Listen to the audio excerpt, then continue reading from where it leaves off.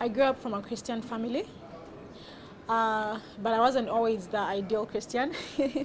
So my journey of faith is basically a testimony of how God can use broken things, unworthy things, unqualified things, and make them beautiful. He's still making me beautiful. So I first had my actual first encounter with the Lord when I was 11 years old.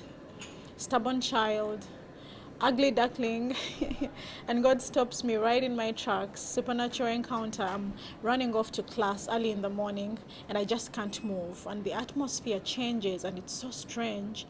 And I heard this voice say to me, Hilda, if you will accept me, I will come into your life, and I will forgive you, and I will heal your heart, and I will lift you up.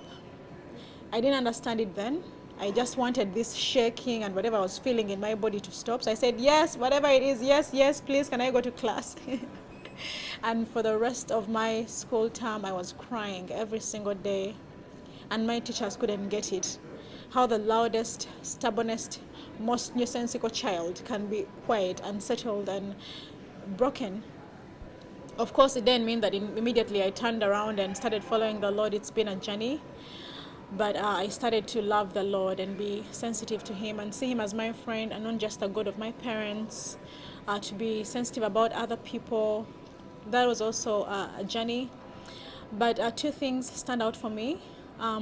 That year when the Lord spoke that to me, and some people hear this as a joke in their lives, where they say if you're a Christian, the whole world is going to heaven. It happened to me. I was that bad that when I said I was a Christian, they said everyone is going to heaven if you're a Christian. But 6 years later, the Lord has worked in my heart. He has settled me. And this time I'm about 17 years old. I get into trouble at school for sneaking a cake into the school with a friend. And the girls said, if the headmaster finds out that it is you and Winnie who have done this, he will know that the whole school has got spoiled. So God had turned my life around to now be like a role model and a symbol of goodness, and I really thank the Lord for that so much. Yeah. So in between those 6 years, that whole wide story in there, the only place my dad could ever let us go unaccompanied was Scripture Union office, and it's because he trusted Scripture Union. And the only reason I went to Scripture Union is because my big sister went to Scripture Union and shared these amazing stories. I attended my first camp when I was maybe 14, 15, I don't quite remember.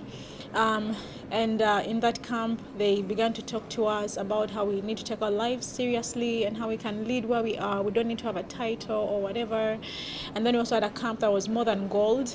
Your word is more than gold to me. And so I came to Scripture Union, very crazy teenager. And there was a man called Uncle Jude Ziwa. He served with Scripture Union until just a few years ago, and he would just let us be around. We would just come, loud, crazy. We don't even know the scriptures. We are just being insane, and he would let us be there. When he would do schools ministry, he would call us and invite us to come. We didn't have anything to offer the young people at that time. He would just call us to come. Okay, we were young ourselves then, but you get the point. And he would emphasize MBA, ministry of being around. And he would say, just be around, and I'll just be around for you. And sometimes people would want to chase us because, again, we were quite unpleasant. And not a lot of people want to hang around with teenagers. You talk funny, you dress funny, you behave funny to the whole world. But he would just say, just be around. And so SU impacted me, and walked that journey with me till I could learn to open my Bible on my own, love the Bible, love to read it, love to spend time with God. And today I have the opportunity of doing the same for other people that SU did for me, to point them to the God who can turn broken things into beautiful things.